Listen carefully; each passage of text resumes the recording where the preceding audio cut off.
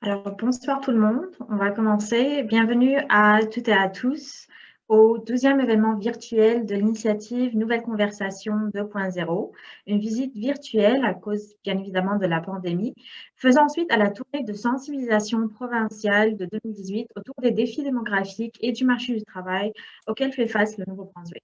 Nous visitons 15 différentes collectivités et régions à travers la province, présentant des données sur le remplacement de la main-d'œuvre, des informations sur l'importance de l'immigration pour les finances publiques du Nouveau-Brunswick, les impacts de l'immigration future sur les systèmes clés de la province et l'impératif pour les gouvernements locaux et les communautés de s'organiser en soutien de l'immigration au niveau local. Nous créons également un espace pour les personnes, les employeurs, les membres de la communauté et les nouveaux arrivants pour partager leurs histoires et leurs expériences d'immigration. Les gens viennent dans notre province et chacun a un rôle à jouer dans la création de communautés et des lieux de travail où les notions d'équité, de diversité et d'inclusion sont valorisées et au cœur des politiques, des processus et de la planification. L'immigration est un sujet en constante évolution au Nouveau-Brunswick et de nouvelles conversations sont encore nécessaires pour nous assurer que nos nouveaux résidents trouvent des possibilités et un soutien significatif pour eux de choisir le Nouveau-Brunswick et vos communautés leur chez eux. Aujourd'hui, nous dédions cette session à la région de Saint-Quentin et Kedgewick, donc Restigouche-Ouest. Avant de commencer, je tiens à reconnaître le fait que nous nous trouvons actuellement sur les terres Wolastoqey, Mi'kmaq et Passamaquoddy, non cédées, et je tiens à les remercier de nous avoir permis de nous rassembler. Reconnaître la terre est une façon d'exprimer notre gratitude envers ceux dont nous sommes sur leur territoire, une façon d'honorer le peuple autochtone qui vit, les peuples autochtones qui vivent et travaillent sur ces terres depuis des temps immémoriaux. Il est important de comprendre la longue histoire qui nous a amenés à résider sur ces terres et d'honorer cette histoire alors que nous continuons à accueillir de nouvelles familles et travaillons ensemble à avancer sur la voie de la réconciliation. Je tiens également à remercier nos bailleurs de fonds et nos organisations partenaires qui ont contribué à cet événement.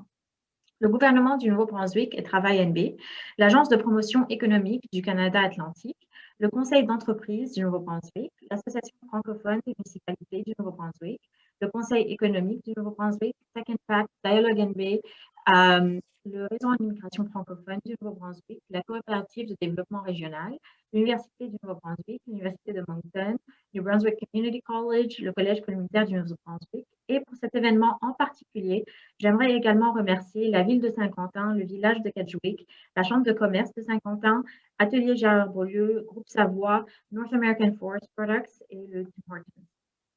Et enfin, avant de présenter nos conférenciers spéciaux pour ce soir, j'ai l'obligation de fixer des règles de base et de mentionner quelques éléments d'ordre administratif afin de faire en sorte que cette expérience soit productive pour tout le monde, y compris vous, nos participants.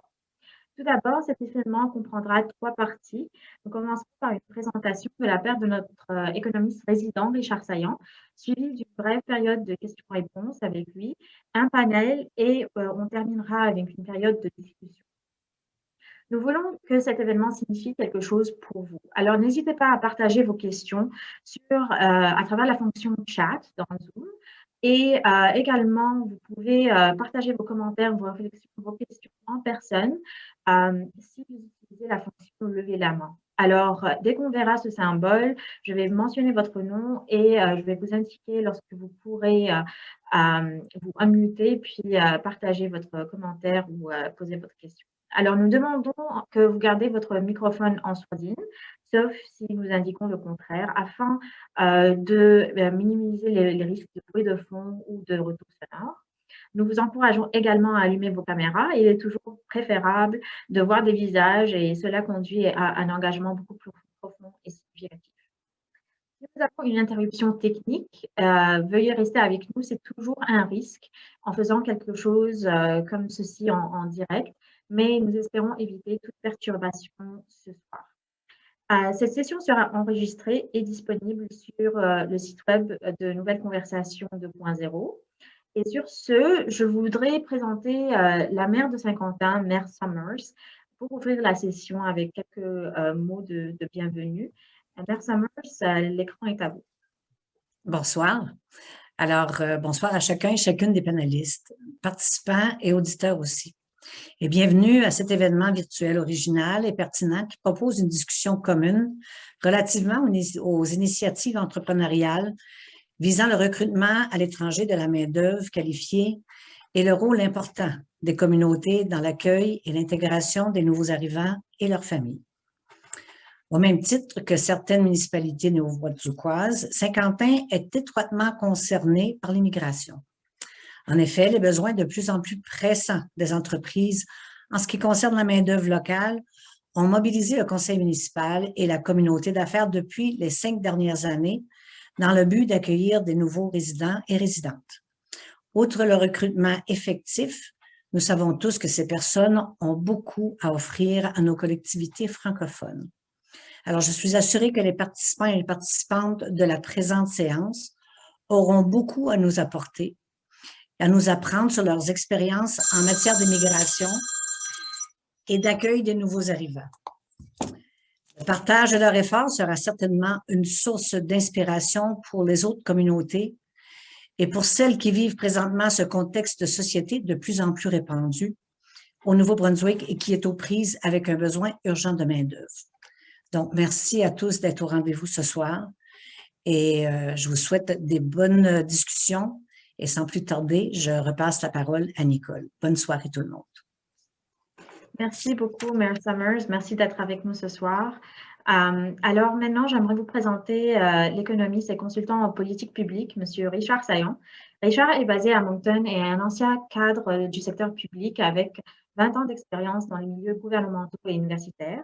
Il a passé 15 ans à Ottawa dans divers ministères, y compris le bureau du Conseil privé, Industrie Canada et Transport Canada. Il a écrit ou réalisé 4 livres, dont Au bord du gouffre, Agir maintenant pour éviter la faillite du Nouveau-Brunswick, et 2 pays, le Canada à l'ère du grand déséquilibre démographique. Bonsoir Richard, merci d'être avec nous ce soir. L'écran est à toi. Alors, merci Nicole et merci à tous d'être là en si grand nombre ce soir. Je vais faire un partage d'écran. Ça ne devrait pas me prendre trop de temps. Commence à avoir le tour. Aujourd'hui, essentiellement de la présentation que je vais vous offrir, on va essayer d'aller parcourir les données démographiques pour la région du Restigouche et là où c'est possible, le Restigouche-Ouest plus particulièrement. L'idée, c'est de vous offrir des données qui sont beaucoup plus à jour par rapport à ce qu'on pourrait avoir dans des données qui sont moins fréquentes comme le recensement, mais je vais quand même essayer de vous offrir des données qui sont pertinentes pour votre coin du Restigouche. J'ai fait des efforts particuliers, c'est un peu un traitement spécial pour votre région. Je vais vous présenter ça. Après ça, on va voir qu'il y a eu beaucoup de progrès qui s'est fait au niveau de l'immigration, que ce soit à l'échelle de la province ou à l'échelle des communautés locales. Ensuite, on va regarder des scénarios de croissance. C'est des scénarios pour l'ensemble du Restigouche. On essaiera de donner un aperçu de ce que ça veut dire pour une région comme le Restigouche-Ouest. Essentiellement, qu'est-ce qui va se produire, qu'est-ce qui pourrait se produire si on maintenait le statu quo et comment loin on serait, quelle sorte de scénario qu'on doit envisager pour arriver à une main-d'œuvre qui serait stable plutôt que déclinante. Et ensuite, on va regarder un scénario de croissance, modéré, mais quand même de croissance. Après ça, on va regarder rapidement la présentation, discuter des éléments d'un plan pour la collectivité, pour la région, pour la croissance démographique. Je sais très bien que votre région est déjà bien avancée à cet égard, mais c'est encore une fois de rappeler, là, si on veut, les éléments de base pour partir ou encore améliorer la conversation dans les mois et les années à venir. Donc, sans plus tarder, je vais vous parler du défi démographique du Restigouche-Ouest. Comme je l'ai dit, j'ai l'intitulé de Restigouche-Ouest, mais je vais d'abord et avant tout vous présenter des données du Restigouche. Et là où c'est possible, je vais essayer de vous offrir des estimés pour le Restigouche-Ouest. Donc, essentiellement, on se rappellera tous que la raison pour laquelle le Nouveau-Brunswick accueille de si nombreux nouveaux arrivants ces dernières années, c'est parce que sa population, comme dans le reste du pays, mais particulièrement ici, sa population est âgée et vieillit rapidement. Un graphique comme celui-ci l'illustre clairement. Vous voyez qu'au Nouveau-Brunswick, la pyramide des âges est toujours dominée par la génération du baby boom, ceux qui sont nés entre 1946 et 1965. Et lorsque vous regardez le Canada, ce n'est plus nécessairement le cas.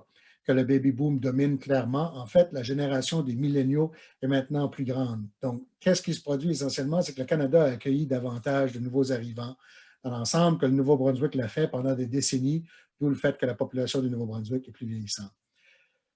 Le comté de Restigouche vieillit plus rapidement que le Nouveau-Brunswick. Lorsque j'ai fait cette présentation-là au comté de Restigouche, je pensais qu'il y avait erreur dans le graphique, mais ce n'est pas le cas. C'est bel et bien exact. On va en discuter plus tard.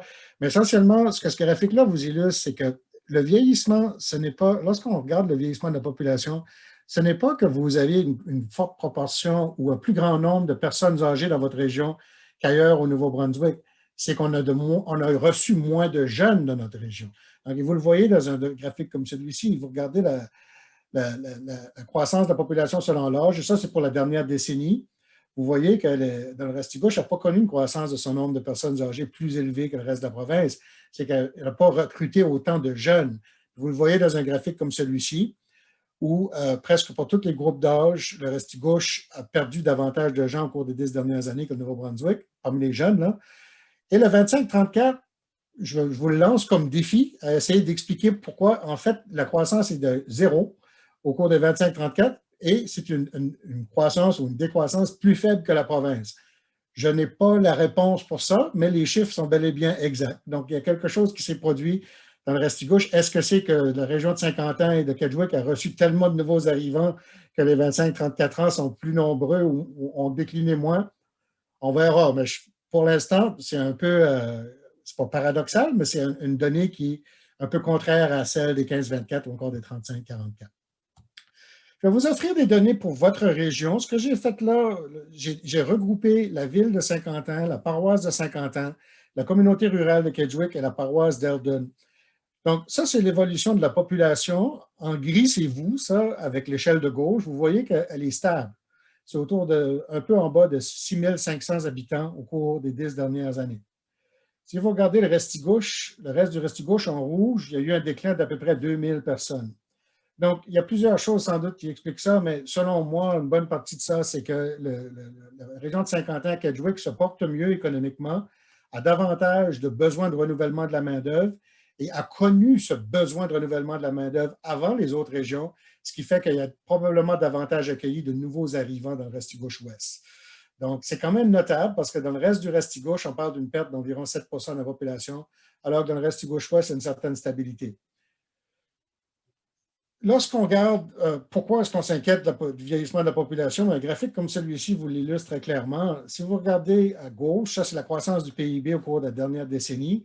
Le Canada a connu une croissance robuste. Le Nouveau-Brunswick, lui, son PIB a été 4 fois moindre en termes de croissance. Ce qui explique ça en bonne partie, si vous allez à la droite du graphique, le Canada a continué de voir une bonne croissance de sa population active, son nombre de travailleurs. Au Nouveau-Brunswick, ça a décliné. Ici, on regarde une région économique comme Hamilton-Miramichi. Je ne pense pas que ça inclut le Kedgewick 50 ans, mais pour vous donner une idée, il y a eu une décroissance plus majeure dans cette région-là. Ça veut dire que l'économie a soit stagné ou sans doute décliné, alors que le reste du Nouveau-Brunswick a une croissance très faible. Ceci, c'est un bon graphique pour vous illustrer le défi dans un comté du Restigouche. Je vais essayer d'aller dans 50 ans peu après, mais je vais vous donner une idée pour l'ensemble du Restigouche, qu'est-ce qu'est le défi. À chaque année, d'abord, avant de parler de chaque année dans le futur, on va parler du passé. Jusqu'en 2010 ou à peu près, en rouge, vous voyez que le nombre de personnes qui atteignaient l'âge de 65 ans était plus faible que le nombre de personnes qui atteignaient l'âge de 15 ans. 65 ans, c'est l'âge officiel de la retraite. 15 ans, c'est l'âge officiel de travailler. Donc, ça vous donne une idée que par le passé, la démographie nous aidait. On avait plus de gens qui atteignaient l'âge de travailler que de gens qui prenaient leur retraite. Mais tout ça a changé immédiatement dès que les premiers baby boomers ont atteint l'âge officiel de la retraite. Et l'écart depuis lors s'est agrandi dans une région comme le comté de Restigouche. Et puis maintenant, il y a environ 300 personnes de plus qui atteignent l'âge de 65 qu'il y a de gens qui atteignent l'âge de 15 ans. Donc, l'écart à combler par le biais de la migration est d'environ 300 personnes. On peut estimer qu'à peu près 80 % de ces gens-là travaillent. Donc, on parle d'environ 250 travailleurs potentiellement par année à trouver grâce à l'accueil de nouveaux arrivants. Ça, c'est pour la région du Restigouche dans l'ensemble. Je n'ai pas ces données-là annuellement pour le Restigouche-Ouest, mais j'ai fait quelque chose avec les données du recensement pour vous donner un aperçu. Ce que j'ai fait, j'ai encore une fois regroupé Saint-Quentin, paroisse Saint-Quentin, communauté rurale de Kedgewick et la paroisse d'Eldon. Puis j'ai fait une estimée de combien il y avait de gens en 2006 qui atteignaient l'âge de 15 ans versus 65 ans, et ensuite en 2016 au recensement suivant. C'est une approximation, okay? Ça demande des calculs, mais ça vous donne une idée que même en 2006, il y avait davantage de gens qui atteignaient l'âge de 15 ans que de gens qui atteignaient l'âge de 65 ans. Mais depuis lors, 2016, par exemple, il y a à peu près 2 fois plus de gens qui atteignent l'âge de 65 ans que l'âge de 15 ans. Donc, ça vous donne une idée que c'est 50% de taux de remplacement à peu près. Donc, ça veut dire que si on parle de 58 personnes, il y a sans doute une cinquantaine de personnes, de travailleurs à remplacer dans la région du point de vue purement démographique. Là. Il y a des conditions économiques qui jouent là-dedans, mais ça vous donne une idée, un aperçu de qu'est-ce qui est le flux annuel, si vous voulez, d'un point de vue des données démographiques. Et ça, c'était le portrait il y a 5 ans. Ça a peut-être changé, mais ça n'a pas dû changer énormément depuis lors. Ici, j'aimerais parler rapidement de comment la migration aide non seulement à remplir les besoins de la main-d'œuvre immédiatement, mais comment aussi ça a des effets bénéfiques au niveau de la population d'âge scolaire. Il n'y a pas longtemps, on s'inquiétait de perdre la population d'âge scolaire, donc des écoles qui allaient se vider. Et puis, elles se sont en effet vidées au cours des dernières années. Au cours des 20 dernières années, en fait, le Nord a perdu 45% de sa population âgée de 0 à 14 ans. Mais ça ralentit tout ça. C'est beaucoup moins pire. Le pire est derrière nous. Puis là, ce qu'on voit ici, c'est si vous regardez un comté comme le Restigouche, dans les dernières années, la population d'âge scolaire s'était stabilisée après avoir connu un déclin continu. Et selon moi, l'accueil de nouveaux arrivants a joué un rôle là-dedans important. Et si on pouvait se concentrer sur le Restigouche-Ouest, j'ai l'impression que les chiffres seraient sans doute encore un peu mieux que ce qu'on voit pour le Restigouche dans l'ensemble. Mais je vous ai offert aussi en gris, avec l'axe de droit, la région métropolitaine de Moncton pour vous donner une idée de comment l'immigration peut vraiment rafraîchir notre population.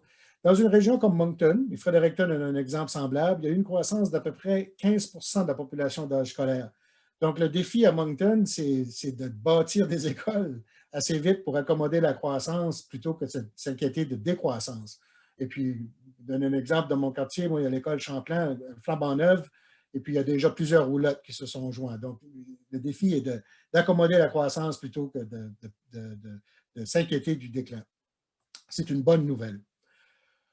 Mais cela dit, il nous reste encore des défis importants, puis je veux vous l'illustrer grâce à une région économique comme celle de Campbellton-Miramichi, c'est que le vieillissement entraîne un phénomène, le phénomène suivant, c'est que plus on vieillit, plus notre population a besoin et mérite des soins. Ce que ça veut dire, c'est que l'emploi dans le domaine local, que ce soit le service aux personnes aînées dans le privé ou dans le public, connaît une forte croissance. Puis vous le voyez dans un graphique comme celui-ci, ce n'est pas inégal, mais le secteur public en gris et l'axe de droit, vous voyez qu'il y a eu une croissance dans la région Campbellton-Miramichi, alors que le secteur privé, lui, à l'intérieur de 20 ans, a perdu autour de 10 000 emplois. Donc, le défi est justement là, c'est qu'avec la main-d'œuvre qui se déplace du secteur privé au secteur public, il se perd des emplois dans le secteur privé et on fragilise l'économie. Donc, l'immigration nous permet de renforcer le secteur privé qui ensuite peut contribuer davantage sous ses impôts et la croissance à faire face aux défis dans le secteur public. Espérons qu'éventuellement Ottawa va répondre aussi et offrir davantage d'argent pour reconnaître notre vieillissement accéléré, mais entre-temps, il est important de nous aider nous-mêmes. L'immigration est une porte de salut fondamentale pour aider à combler ce défi-là.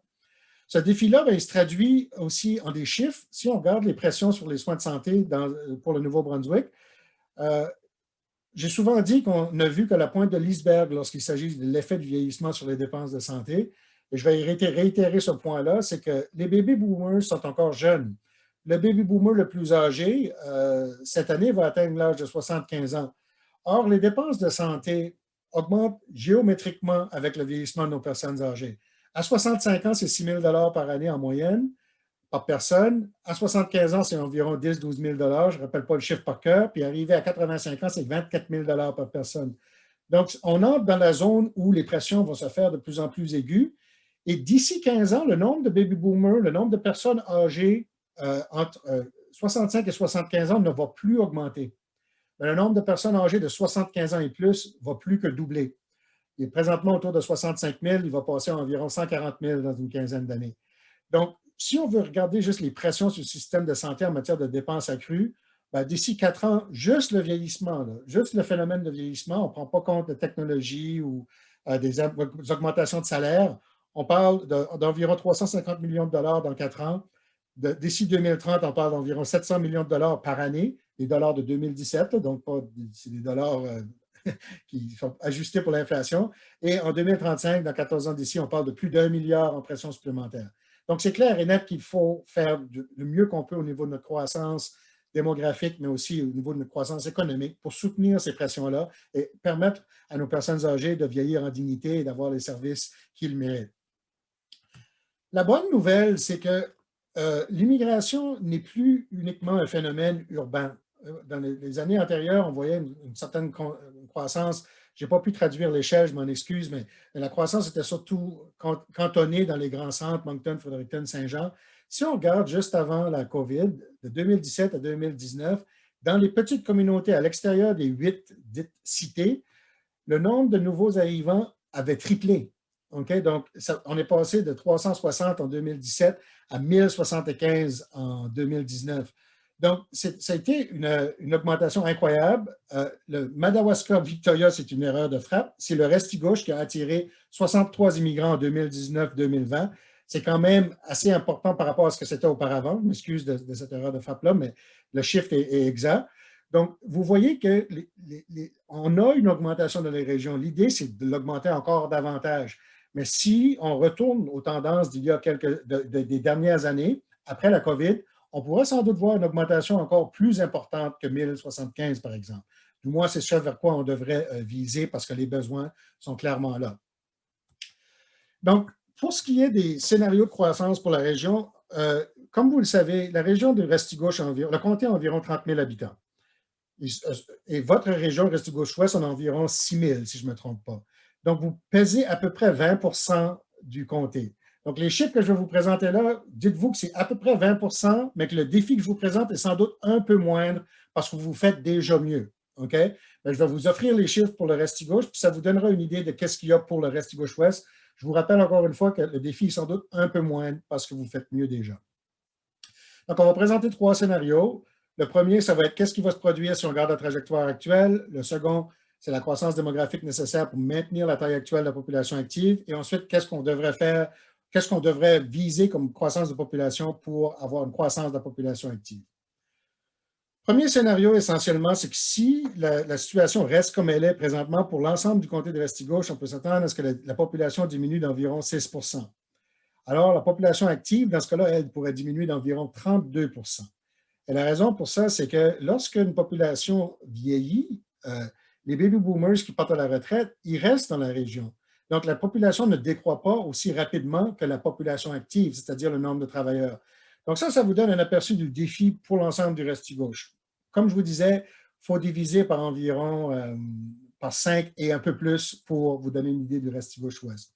Qu'est-ce qui se produirait si on restait à sa trajectoire actuelle? Bien, il y a une perte potentielle d'emplois d'exportation, particulièrement les emplois que j'appellerais sans attache, donc les emplois qui peuvent aller ailleurs aisément, sont à risque.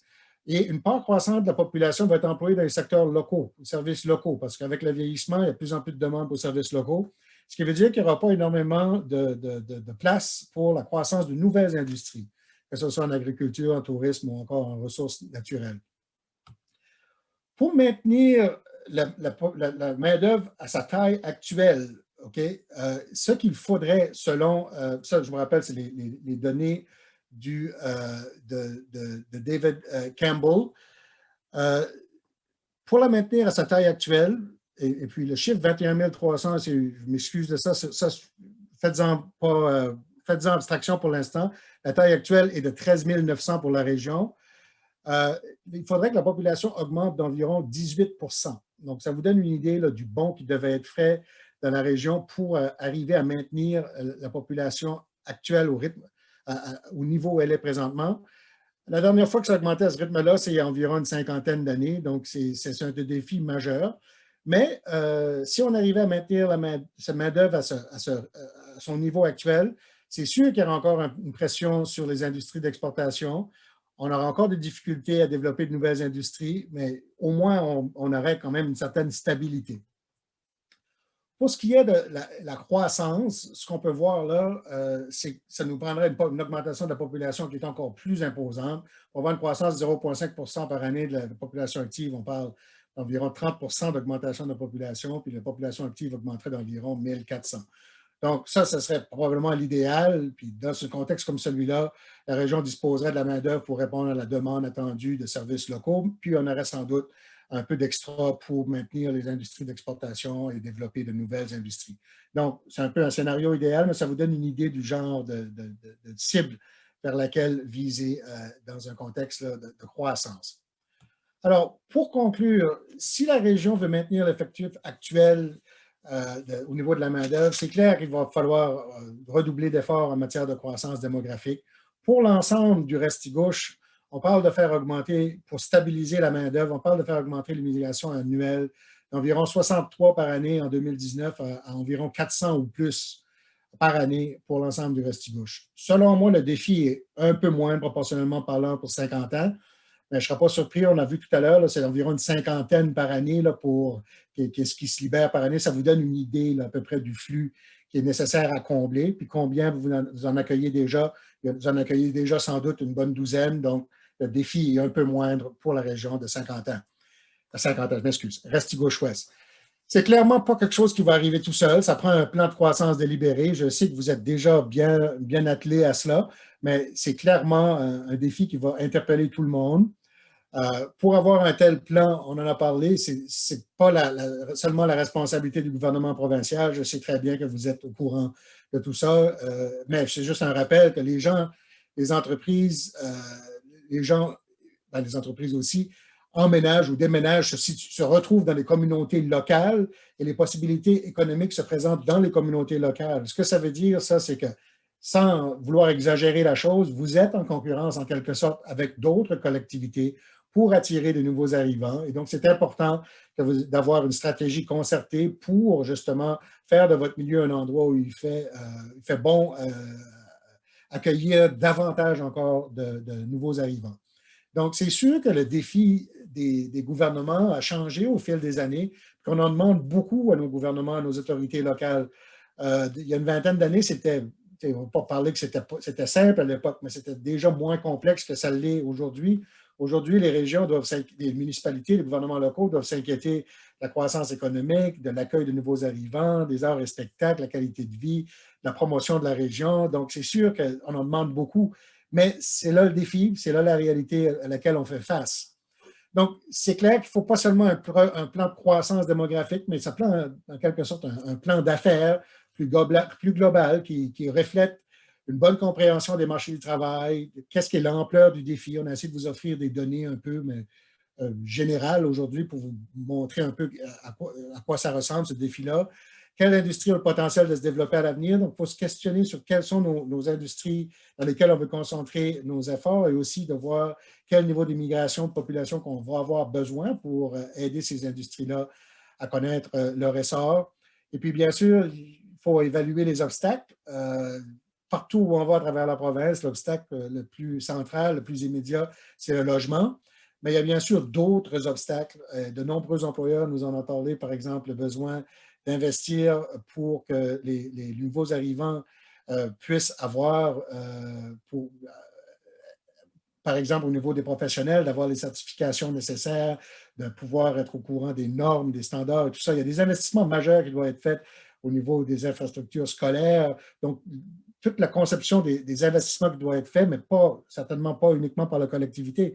Donc, c'est aussi par le gouvernement, par les autorités. Donc, c'est toute cette question-là de s'assurer qu'on comprenne bien les obstacles, les occasions, puis pour ensuite bien interagir avec les autres paliers de gouvernement pour faire en sorte qu'on mette toutes les chances de notre côté pour assurer l'essor de nos collectivités puis d'attirer les nouveaux arrivants. Donc, je vais m'arrêter là. J'ai parlé pendant environ probablement ma vingtaine de minutes. Donc, je vais cesser mon partage d'écran et puis on peut passer à la période de questions. Là, je pense que ça vient de marcher. Voilà. Parfait, merci beaucoup Richard. Alors, on va passer à la session de questions-réponses. Alors, je vous invite à poser vos questions à travers le chat ou si vous aimeriez faire une intervention en personne, n'hésitez pas à faire le symbole lever la main au bas de votre écran à la droite. Puis, on va certainement vous donner le temps de le faire. Première question qui est venue dans le chat, Richard, est à propos des infrastructures ou autres. Alors, quel genre d'investissement avons-nous besoin pour favoriser la croissance démographique, économique et l'emploi afin d'effectuer un revivement afin de continuer la tendance dans la région du Est? Ben, pour moi, l'investissement le plus fondamental, c'est les goulots d'étranglement au niveau du logement, dans le sens que c'est l'investissement le plus urgent. Mais je peux peut-être faire une réflexion plus globale sur ce qu'on appelle l'infrastructure. Il y a une vingtaine d'années ou il y a une trentaine d'années, lorsqu'on parlait d'infrastructure, on parlait souvent de construction d'autoroutes, on parlait de briques, de pelles, on parlait on parlait d'infrastructures physiques, matérielles. On parle encore d'infrastructures physiques et matérielles, mais elle a changé. Pourquoi? Parce que le défi fondamental au sein de notre économie maintenant n'est plus de créer des emplois pour une main-d'œuvre abondante, c'est de trouver des gens pour occuper les emplois qui se libèrent. Donc, moi, j'invite les gens à réfléchir en besoin d'infrastructure en termes de dire, bon, ben, quel est l'élément fondamental de notre croissance future? L'élément fondamental, les Anglais appellent ça le lifeblood de notre économie pour au moins la prochaine décennie, ça va être les gens, les nouveaux arrivants. Donc, il faut investir dans l'infrastructure pour accueillir les nouveaux arrivants. Les nouveaux arrivants, ce sont des êtres humains, donc il y a une infrastructure sociale qui est nécessaire. La première est bien sûr de s'assurer qu'on ait le logement nécessaire. Déjà, avec une augmentation de notre immigration, maintenant à l'échelle de la province, on parle d'environ, l'immigration nette peut-être 4-5 000, l'immigration au sens juste le volume brut, autour de 6 000 immigrants par année.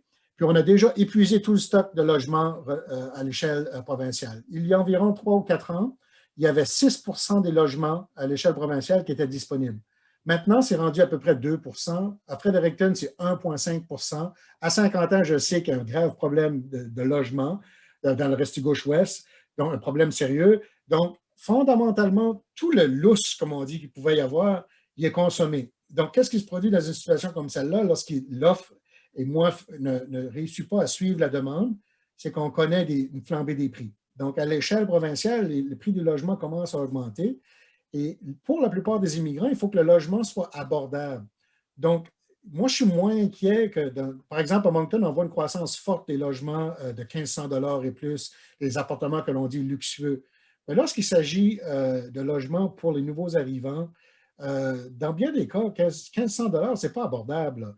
Donc, il faut voir si le marché fonctionne bien pour le logement plus abordable.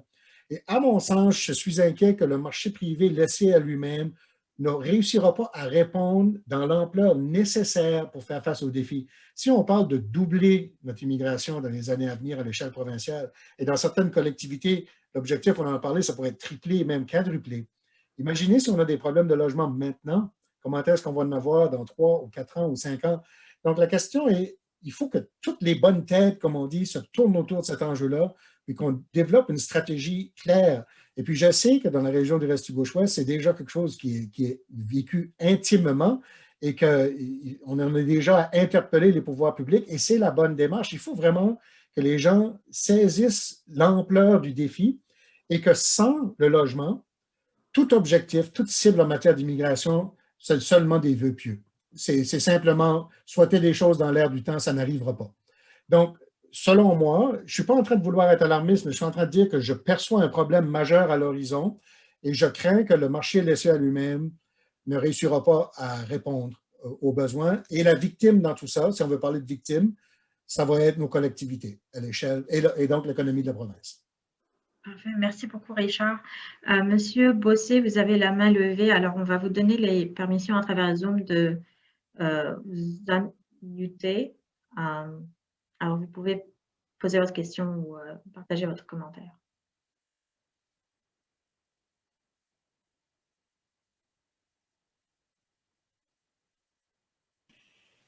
Bonsoir, Richard.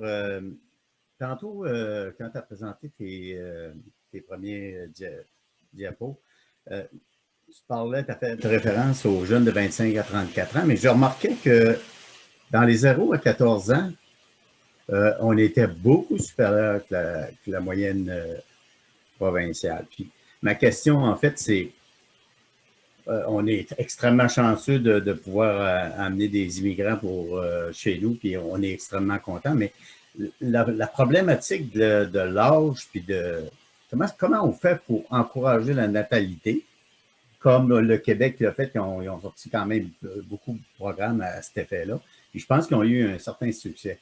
Avec une vision à long terme, est-ce que le gouvernement du Nouveau-Brunswick a des initiatives de la même taille pour justement encourager la natalité au Nouveau-Brunswick? C'est une excellente question. Je vais y répondre en deux temps. Le premier, pour encourager les naissances, je vais faire une différence entre la natalité et les naissances, mais pour encourager les naissances, c'est clair que ça nous prend bien davantage d'immigrants.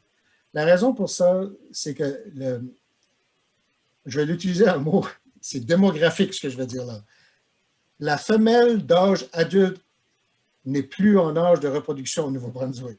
C'est-à-dire que l'âge médian des gens en âge reproductif, chez les femelles, chez les hommes aussi, est en haut de 50 ans. Donc, les gens, en moyenne, au Nouveau-Brunswick, il reste peu de jeunes femmes au Nouveau-Brunswick, relativement parlant. Donc, grâce à l'immigration, les immigrants nous arrivent, ils sont en bas âge adulte, ils sont dans la fin vingtaine, début trentaine, ils sont en âge, soit ils ont des enfants ou soit ils sont en âge d'avoir des enfants. Donc, c'est clair et net que toute politique de natalité est intimement liée à une politique d'immigration. Cela dit, tout ça va se rejoindre, c'est-à-dire que pour encourager l'immigration, il faut avoir du logement, il faut des logements convenables, appropriés pour élever des familles, mais il va falloir aussi qu'on commence à réfléchir à tous les besoins pour faciliter la tâche aux nouveaux arrivants, puis ça va inclure l'infrastructure scolaire, l'infrastructure de garderie. Donc, il y a probablement du travail à faire là qui va permettre justement d'augmenter les naissances dans l'ensemble.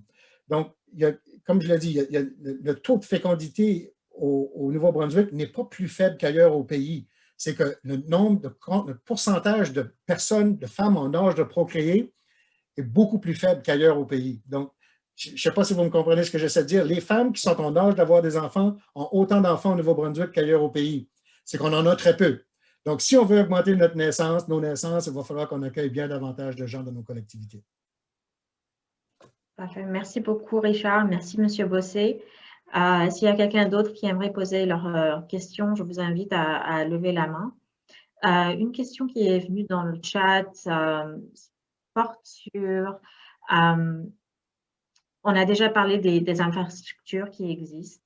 Puis, étant donné les réalités, est-ce que c'est vraiment réaliste de nous attendre à de forts flux d'immigration dans les régions rurales telles que le Restigouche-Ouest? Ma réponse courte, c'est absolument. On a vu déjà les flux tripler à l'intérieur, juste avant la pandémie, à l'intérieur de 3 ans.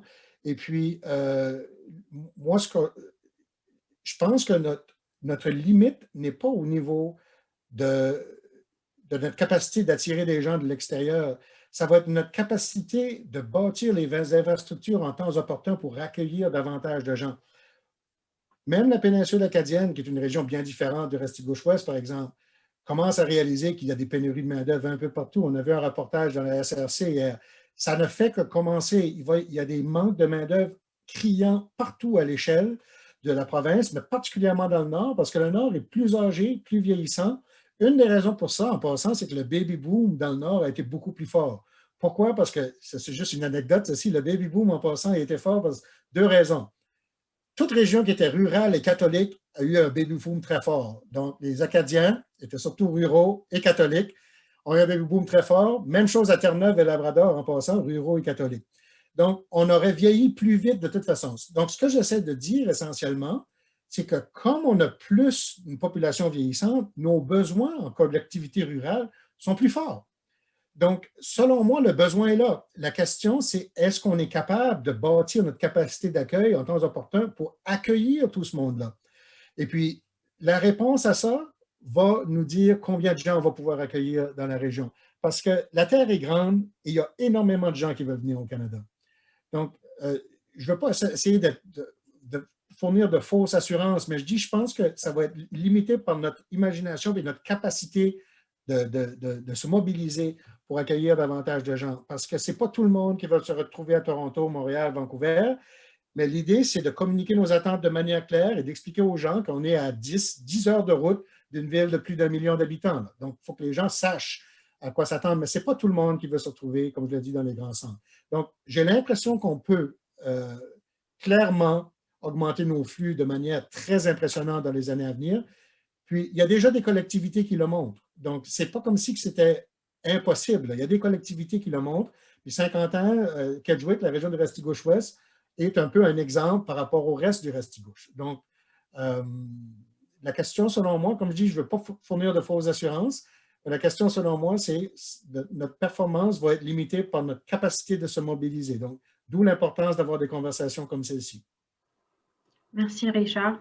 Une autre question est par rapport aux industries qui se trouvent dans la région du Restigouche-Ouest. Tu avais mentionné que c'est plutôt les industries qui sont mobiles ou footloose qui pourraient partir ou risquer de quitter la région. Dans la région du Restigouche-Ouest en particulier, quelles sont ces industries? Je vais laisser Nathalie répondre tout à l'heure. Un groupe comme le groupe Savoie, c'est clair qu'il bénéficie de l'accès à la ressource. Comme la ressource est présente, c'est clair que le défi est de trouver des gens, puis c'est moins vraisemblable qu'une industrie comme celle-là quitterait la région. Dans le cas de M. Beaulieu, c'est clair et net, il pourra en parler lui-même, mais c'est clair et net que s'il ne réussit pas à trouver les gens pour continuer sa production, qu'éventuellement, ça pourrait devenir un défi. Donc, je ne suis pas en train de dire que c'est là qu'il s'en va, là, mais je suis en train de dire qu'il y a des industries qui sont plus sans attache que d'autres. À l'échelle de la province, quelles sont ces industries? Bien, on a vu les centres d'appel ont connu une décroissance au cours de la dernière décennie. On a vu des exemples dans le courant de la tournée, on a vu des exemples que ce soit dans le secteur manufacturier léger, les industries de la construction, de maisons mobiles, par exemple, toute la construction modulaire. C'est clair et net qu'il y a des défis majeurs. Et puis, si ces employeurs-là ne réussissent pas à trouver la main-d'œuvre, ils vont parfois devoir transférer les activités soit à Moncton ou encore complètement à l'extérieur de la province. Donc, quand je parle d'employeurs qui doivent quitter, ce n'est pas de la spéculation future, c'est notre réalité. Au cours de la dernière décennie, le Nouveau-Brunswick a perdu environ 15 000 travailleurs du secteur privé, alors qu'il a connu environ une croissance d'environ 8 à 10 000 personnes dans le secteur public. Donc, il y a eu déjà un effet de désindustrialisation. L'idée, c'est qu'il faut commencer à se mobiliser maintenant pour éviter que ce phénomène-là, malheureusement, se poursuive. OK, merci. Puis une dernière question. Est-ce que les priorités en matière d'immigration sont différentes dans le nord du Nouveau-Brunswick et dans le sud, et en plus entre les collectivités anglophones et francophones? Ma réponse courte serait de dire, j'en ai déjà répondu un peu, c'est-à-dire que le Nord est plus vieillissant, va avoir autant, sinon davantage de besoins. Et puis le Nord, une bonne partie de notre base industrielle est dans des secteurs d'exportation. Donc, si on n'y arrive pas à combler les postes qui se libèrent, ça peut avoir un impact majeur pour l'ensemble de l'économie de la province. Donc, les défis sont tout aussi colossaux dans le Nord qu'ils sont dans le Sud. J'argumenterais qu'ils sont davantage aigus dans le Nord. Mais c'est clair et net que c'est plus un défi pour les collectivités rurales parce qu'il y a comme un réflexe naturel pour les nouveaux arrivants de converger vers des centres. Il y a davantage de réseaux qui sont établis, il y a davantage de collectivités qui sont établies, il y a davantage de services. Donc, je ne veux pas nier que les défis sont différents d'une collectivité à l'autre. Mais même à l'intérieur du Nord ou des régions davantage rurales, les défis sont différents aussi. Si on est à Cap-Pelé, ce n'est pas la même réalité qu'à Kedgewick ou à Saint-Quentin. Même au niveau des langues, c'est dur de trouver des gens qui parlent le français, peu importe la région. Sauf que lorsqu'une collectivité est à 99% francophone, la pression pour qu'il y ait une forme d'intégration et de francisation, particulièrement chez les enfants, ça va se faire beaucoup plus aisément que ça c'est un défi d'une ampleur différente de ce qu'on retrouve dans un endroit, bien sûr, comme Cap Pelé ou encore même Richibouctou. Donc, les réalités sont différentes d'un endroit à l'autre, mais les enjeux sont fondamentaux partout à l'échelle de la province. Merci beaucoup, Richard. Alors, on va te retrouver durant la période de discussion. On passe à notre panel, puis notre première panéliste est Inde Chbouki. Inde est originaire du Maroc, de la ville de Casablanca, une grande ville métropolitaine. Elle est formée dans le domaine de la gestion et de la finance et compte plus de 5 années d'expérience en tant que gestionnaire de projet dans les achats. Elle a travaillé auprès de différentes compagnies, des multinationales à Casablanca et aussi des sociétés marocaines en tant que chef de produit dans les achats dans une compagnie de prêt-à-porter pour femmes qui compte plus de 99 magasins au Moyen-Orient et au Maghreb. Sa vie a changé quand son mari a décroché un travail dans la ville de Saint-Quentin. Elle a donc commencé un nouveau chapitre dans sa vie. Elle se retrouve passionnée par cette région. Inde occupe actuellement le poste d'agente en service d'intégration communautaire dans la Chambre de commerce de Saint-Quentin. Elle est très heureuse de s'intégrer dans la Chambre de commerce pour pouvoir aider les nouveaux arrivants dans leur intégration et aussi les organismes communautaires afin d'offrir des services et des ressources pertinentes. Bonsoir Inde, merci beaucoup d'être avec nous aujourd'hui puis de présenter ta perspective de nouvelle arrivante et d'épouse qui dans la région. Alors l'écran est à toi. Merci beaucoup, Nicole.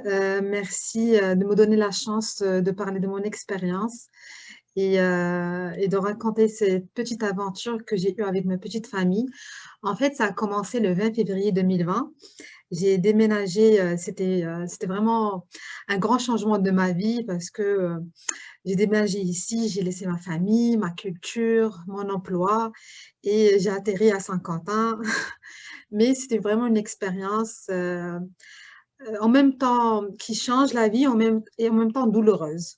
Parce que, en fait, en venant ici au Canada, on était à la recherche d'un niveau de vie, d'un bon niveau de vie, d'une bonne éducation pour mon enfant et aussi pour avoir une certaine stabilité. Et la vérité, c'est ce qu'on a eu. On est vraiment très heureux d'avoir pris ce choix. Je me sens que je suis devenue une personne vraiment intégrée dans cette communauté. Et là, je voulais vous parler plus des défis que j'ai eus comme nouvelle arrivante dans la région. En fait, le premier défi, avant notre arrivée, c'était vraiment de trouver un logement.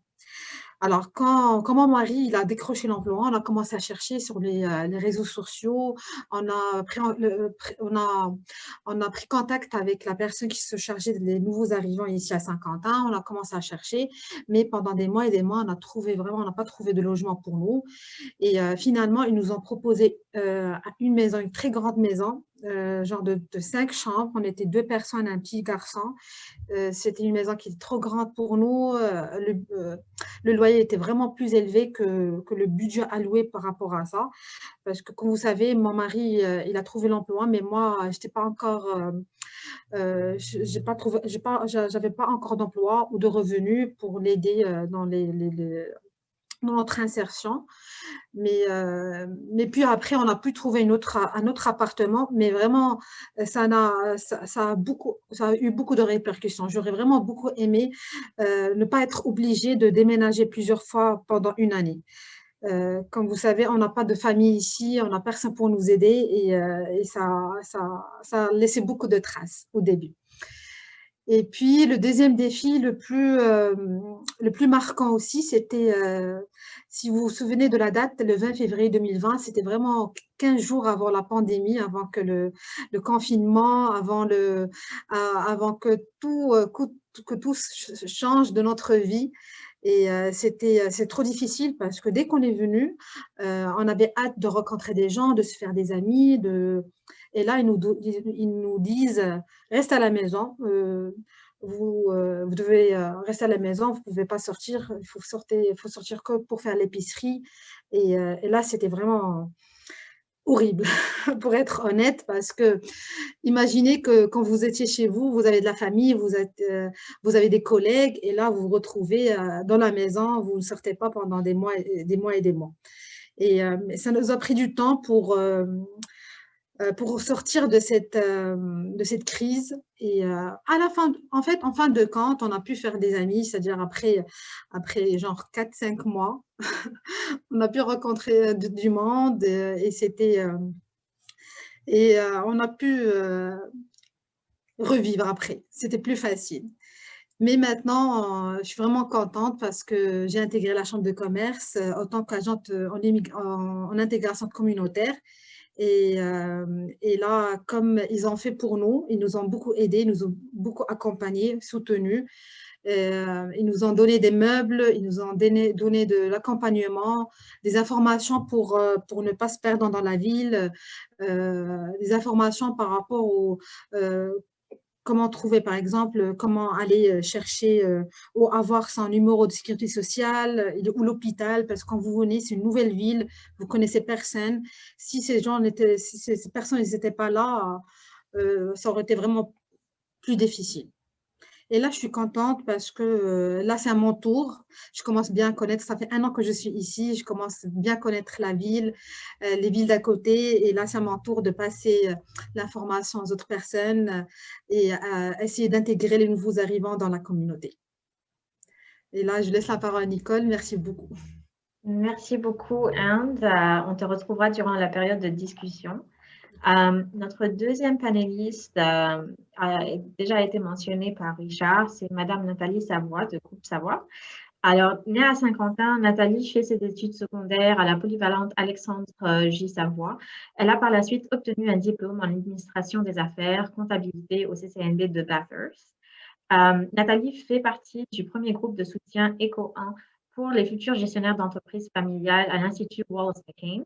Sa vie professionnelle commence dans l'entreprise familiale Groupe Savoie en 1999 au service de comptabilité. Elle est promue au service de ressources humaines et où elle assure aujourd'hui le poste de vice-présidente. Nathalie et son équipe ont mis sur pied une stratégie de recrutement à l'international de travailleurs étrangers dans divers pays. Cette stratégie s'est avérée un succès au cours des dernières années.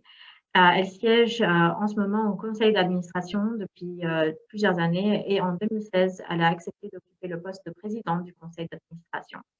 De plus, elle est très impliquée dans sa communauté. Entre autres, elle est l'une des administrateurs de la Fondation Hector Savoie qui apporte son soutien aux membres de la communauté qui ont grandement besoin, notamment lorsque des imprévus comme une maladie ou un incident entraînent des frais.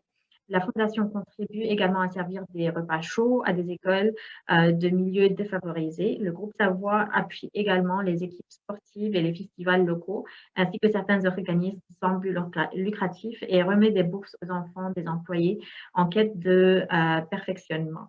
Alors, bonsoir Nathalie, merci beaucoup d'être avec nous ce soir. Tu étais déjà une de nos panélistes en 2018. Alors, je te donne la parole pour partager ta perspective d'un employeur majeur dans la région du Québec.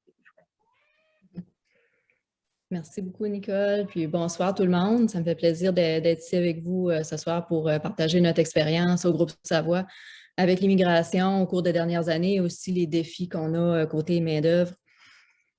Alors, comme vous le savez sûrement, nous sommes une entreprise de 43 ans dans l'industrie forestière. Nous avons environ 500 employés, plus précisément environ 450 dans les régions de Saint-Quentin et Kedgewick, parce qu'on a une petite usine à Moncton, puis aussi une autre à Westville en Nouvelle-Écosse. Alors, environ 450 dans notre région.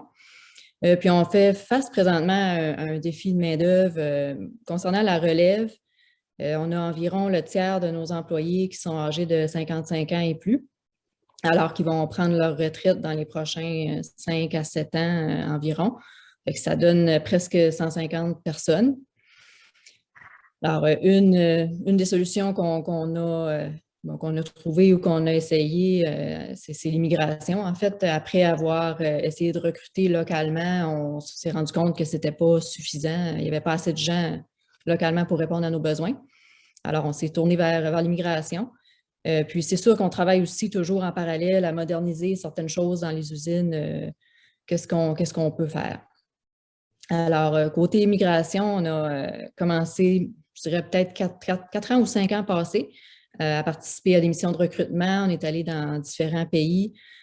Puis, on a commencé à embaucher des travailleurs étrangers. Présentement, on a des gens de plusieurs pays, dont la Roumanie, le Cameroun, les Philippines, l'Ukraine, la Russie, la France, puis il y en a sûrement d'autres pour ne nommer que ceux-là. On attend encore aussi également des gens du Mexique et du Pérou qu'on a recrutés en novembre 2019, mais qui ne sont pas encore ici, principalement dû au COVID, puis toutes les restrictions et tout ça. Alors, c'est des travailleurs qui, en général, ont une formation ou de l'expérience dans le domaine de la foresterie, puis qui sont motivés à venir travailler chez nous. Puis, un des défis qu'on fait face, c'est l'adaptation ou l'intégration de ces travailleurs-là, mais aussi de leur famille, leurs conjoints, leurs enfants. Puis, on s'est rendu compte que si la famille ne réussissait pas à s'intégrer ou si la conjointe ne se trouvait pas de travail dans son domaine ou si c'était difficile pour les enfants à l'école, souvent, c'est une raison qui va faire en sorte que les gens vont quitter. Il y a différentes raisons. Certaines ont été mentionnées tantôt. Il y a des gens qui cherchent plus la grande ville. Quand on fait des missions, on essaie de mettre beaucoup d'emphase qu'on est une petite communauté francophone dans le nord de la province qui est à 4 heures de route de soit la ville de Québec ou Moncton. Puis on essaie de donner une idée de grandeur de tout ça. Mais des fois, les gens arrivent, puis c'est pas ce qu'ils pensaient que ça serait. Ça fait qu'on fait face à ces défis-là. Présentement, on a environ, je dirais, 55 employés nouveaux arrivants, si on inclut les conjoints-conjointes. Puis, on en a perdu peut-être une quinzaine, je dirais, là, dans les 4-5 ans. Encore incluant les conjoints-conjointes, que souvent, on embauche un coup qui sont arrivés ici. Bon. Alors, les défis. Alors, on a parlé des défis de rétention, sinon le défi de logement qui a été mentionné déjà par plusieurs personnes, qui est un défi, je pense, majeur pour nous autres. On a des gens qui s'en viennent de nos missions précédentes, qui ne sont pas encore ici, puis on commence à se demander un peu où on va pouvoir les loger. Alors, c'est vraiment un grand défi qu'on va devoir se tourner et essayer de trouver des solutions. Le COVID, évidemment, a été aussi un défi dans la dernière année qui a fait en sorte que, disons, à partir de mars, c'est comme si tout avait arrêté, tout avait bloqué pendant, disons, de mars à novembre, on n'a pas reçu aucun nouveau arrivant. Alors, ça a fait en sorte que ça a causé c'est sûr, des manques de main-d'œuvre dans nos usines. On a même dû refuser des commandes, des choses comme ça. Alors, on espère que là, ça s'est reparti tranquillement à bouger, mais ça a été quand même, ça a été difficile. Un autre défi aussi, les manques, manque de garderie. Je ne sais pas si ce n'est pas aussi criant que les logements, mais il y a quand même un défi là que parfois c'est difficile pour les nouveaux arrivants de trouver des endroits pour faire garder leurs enfants. Il y en a beaucoup qui ont des jeunes enfants qui ne vont pas encore à l'école. Alors, c'est difficile ça aussi. Sinon, du côté des écoles, je pense que présentement, ça va beaucoup mieux. Ça a été un défi au début, disons peut-être 3 ans passés, à cause du défi de langue. La francisation, ce n'était pas encore en place. C'était quand même nouveau. Il n'y avait pas les ressources nécessaires et tout ça. Mais maintenant, ça va quand même mieux. À l'école primaire, présentement, il y a 19 élèves qui sont des nouveaux arrivants. Il y en a 7 à l'école secondaire. Puis, je pense que c'est, en tout cas, selon les commentaires que j'ai eus, ça va quand même assez bien. Les jeunes apprennent bien le français. Alors, c'est merveilleux. Puis, je trouve que les gens de la communauté aussi ont très bien accueilli les nouveaux arrivants. Sont intéressés d'en apprendre sur les nouvelles cultures et tout ça. Puis, je pense que les gens voient ça de façon positive. C'est plus de population, dans le fond, plus de gens qui vont aller à l'épicerie, aller au restaurant, dans les commerces, c'est bon pour l'économie, dans les écoles, etc. Alors, de ce côté-là, je pense que la communauté nous a beaucoup aidés à accueillir et à intégrer ces gens-là. Alors, évidemment, on veut continuer nos démarches d'immigration dans le futur. On s'apprête prochainement à faire une mission virtuelle parce qu'on ne peut pas se déplacer à cause du COVID pour l'instant. Mais on s'attend de continuer encore dans les prochaines années avec les défis là, auxquels on fait face. On aura comme pas le choix de continuer. Mais je trouve que ça ça va quand même assez bien malgré les défis et puis il ne faut pas se décourager. Parfait, merci beaucoup Nathalie. On te reverra durant la période de discussion. Alors, notre dernier panéliste pour ce soir est Monsieur Marc Beaulieu. Marc est propriétaire et président de l'entreprise familiale Atelier Gérard Beaulieu qui a été fondée en 1912 par Moise Beaulieu, grand-père de Marc, qui était forgeron à l'époque. Au fil des années, la compagnie s'est transformée en une entreprise de maintenance et réparation d'équipements forestiers après que le père de Marc, Gérard Beaulieu, soit devenu propriétaire de celle-ci. Le nom Atelier Gérard Beaulieu a vu le jour et a été incorporé en 1984. Marc a travaillé dans l'entreprise familiale pratiquement toute sa vie. Il a fait ses débuts comme soudeur et occupé plusieurs différents rôles depuis. Quand Gérard a décidé de prendre sa retraite, Marc et ses frères se sont donc retrouvés propriétaires et gérants de AGB.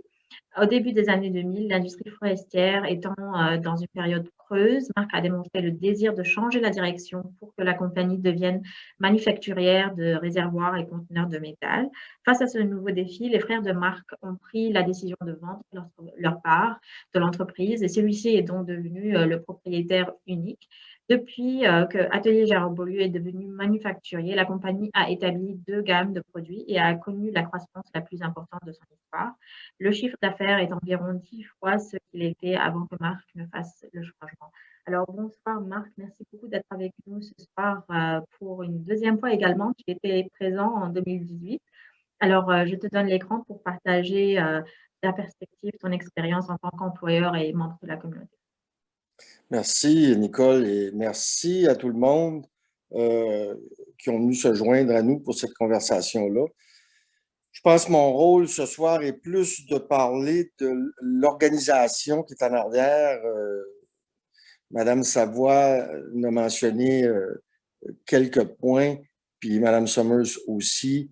Qu'est-ce qui est important, c'est que l'organisation multiculturelle dans le Restigouche-Ouest, c'est Saint-Quentin, Kedgewick, les chambres de commerce, les entreprises qui mettent du temps et des efforts, et tout ça nous montre une belle réussite. Mais là, on est rendu à un point important pour continuer. Et qu'est-ce qu'on a besoin dans cette structure-là? C'est de raffiner notre plan stratégique, justement, en immigration et raffiner les besoins de la région, aussi bien en logement. On le sait, ça, c'est un problème extrême.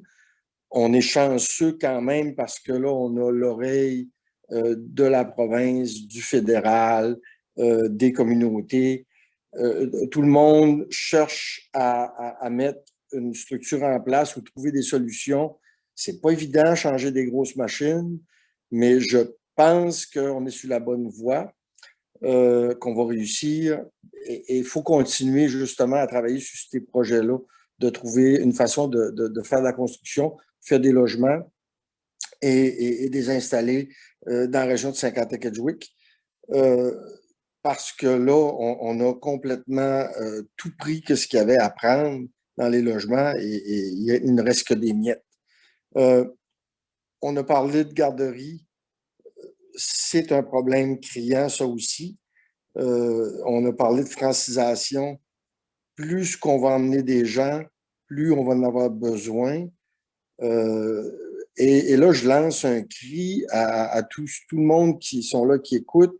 Si vous avez des idées, parce qu'on a besoin de gens pour venir nous appuyer au niveau de la francisation, au niveau des écoles, au niveau de l'enseignement postsecondaire le soir à ces gens-là, parce qu'on a déjà des gens là, mais il y a des gens qui sont essoufflés, ils ont déjà donné beaucoup et on a besoin de les remplacer. Dans la construction, si vous avez des idées, je n'aurai pas assez long de 5 minutes de vous énumérer tous les besoins qu'on a dans notre communauté par rapport à ça.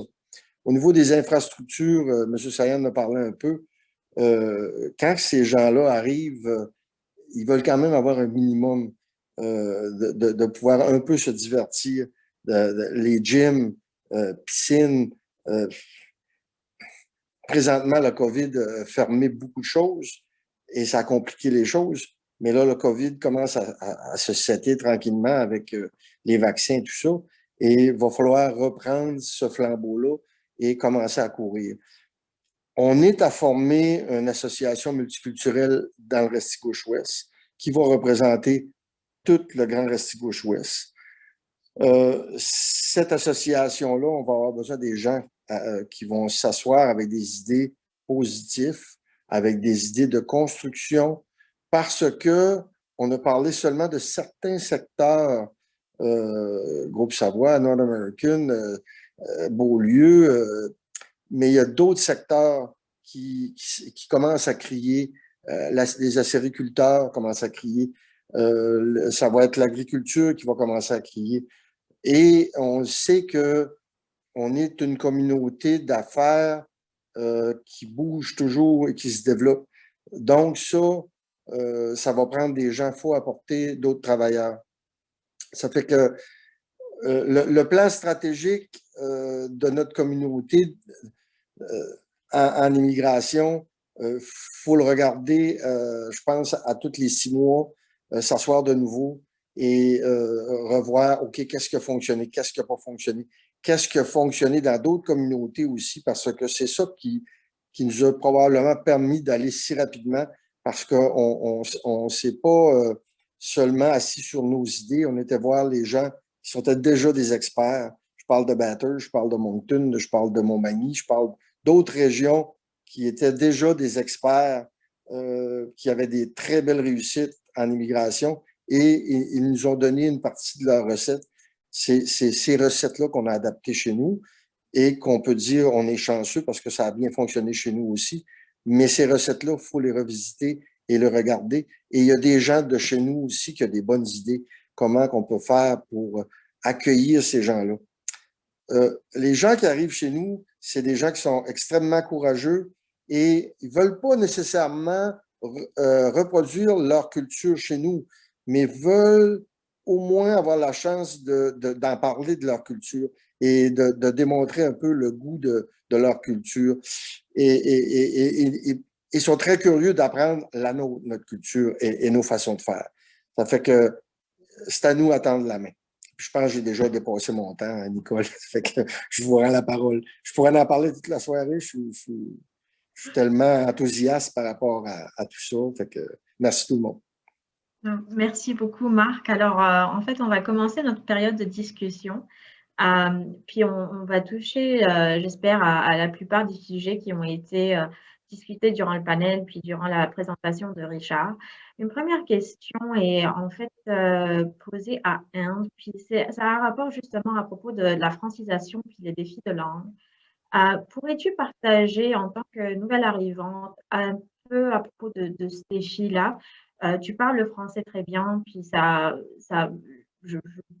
je pense que ça t'a aidé avec ton intégration dans la communauté, etc.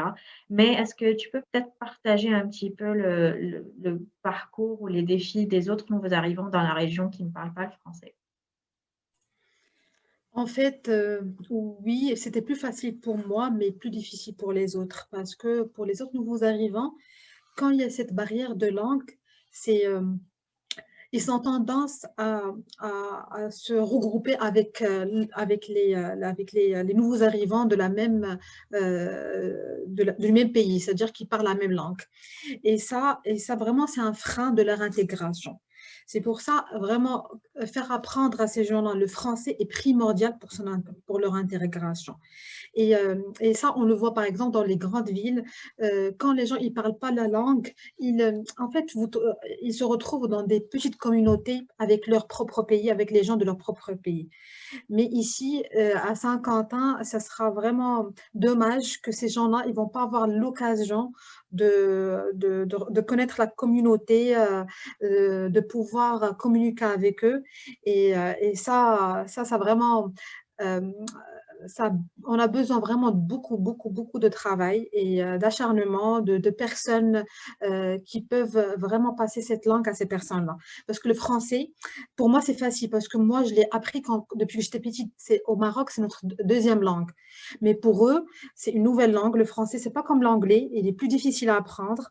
C'est pour ça il faut vraiment des professeurs ou des gens qui vont vraiment suivre ces gens-là pendant peut-être des années pour vraiment apprendre bien le français. Merci beaucoup, Inde. Marc puis Nathalie, avez-vous quelque chose à ajouter par rapport aux défis de langue de vos employés? Je suis d'accord avec Ine que ça prendrait probablement plus d'encadrement ou plus de ressources pour la francisation, surtout pour les travailleurs ou les adultes, dans le fond. Je pense, puis en tout cas, encore là, c'est une impression aussi suite aux commentaires que j'ai reçus des écoles, je pense que c'est plus facile pour les jeunes enfants. Ça semble être beaucoup plus facile pour eux autres. On dirait les enfants, des fois, on va dire c'est des éponges, ils apprennent rapidement. Il y avait un exemple, un petit garçon de la Russie qui avait arrivé à 6 ans, il est rentré en première année en janvier, puis ça n'a pas été long. À la fin de l'année, il parlait français couramment. Ça s'est fait quand même bien. C'est sûr que quand c'est un peu plus âgé, adolescent, c'est un peu plus difficile, mais ils sont quand même encadrés à l'école plus que les adultes. Fait que ça serait probablement bien qu'il y ait plus d'encadrement. C'est sûr, cette année, avec le COVID, on n'a pas pu non plus faire aucune activité sociale ou rien comme ça pour que la population peut venir rencontrer les gens. On avait fait quelque chose en 2019, si je ne me trompe pas. C'était pour souligner le pays des Philippines, de la nourriture des Philippines, différentes choses comme ça. On devait faire l'Ukraine l'année d'après, puis là, le COVID est arrivé et tout ça. Puis plein d'autres activités aussi qu'on aurait pu faire qui auraient peut-être aidé ce côté-là. Merci Nathalie. Marc?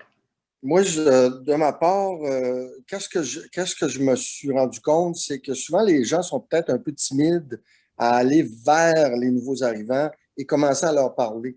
Inquiétez-vous pas, les gens vont, avec des signes, avec quelques mots anglais, quelques mots français, vont commencer une conversation. Tout ce qu'ils veulent, c'est d'avoir un sourire, d'avoir bonjour, ça, ils comprennent ça rapidement. Est-ce que je peux t'aider?